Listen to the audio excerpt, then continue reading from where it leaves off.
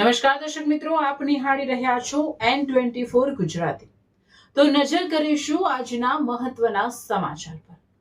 પવિત્ર રમઝાન માસ ચાલી રહ્યો છે। આ પવિત્ર મહિનામાં નાના બાળકોના દિલમાં રોજો રાખવાનો અને અલ્લાહની ઇબાદત કરવાનો એક અનોખો આનંદ જોવા મળી રહ્યો છે।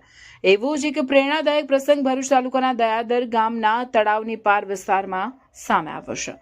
N24 ગુજરાતી ન્યૂઝના રિપોર્ટર રફીક દિવાનની સુપુત્રી ફાતિમા દિવાને નાની ઉંમરમાં જ પોતાના જીવનનો પહેલો રોજો રાખી અલ્લાહની ઇબાદત અદા કરી પરિવાર અને ગામનું ગૌરવ વધાર્યું છે।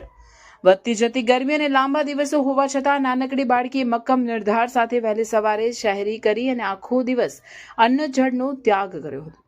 નાની ઉંમરે દર્શાવેલું આ ધૈર્ય અને સંયમ સૌ માટે પ્રેરણારૂપ બન્યું છે। સાંજે ઇફતાર સમયે પરિવારજનો અને સ્નેહીજનો એકત્ર થયા હતા અને બાળકીનું ફૂલહાર પહેરાવી દુઆઓ સાથે પ્રોત્સાહન આપવામાં આવ્યું હતું।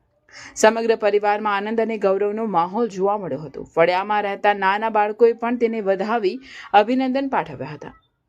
બાળકીના પિતા રફીક દિવાને જણાવ્યું હતું કે નાની ઉંમરે દીકરીએ જે રીતે સંયમ અને શ્રદ્ધા દર્શાવી છે તે અમારા માટે ગર્વની વાત છે। આ તેના જીવનનો પ્રથમ રોજો છે અને તે ખૂબ જ ખુશ છે।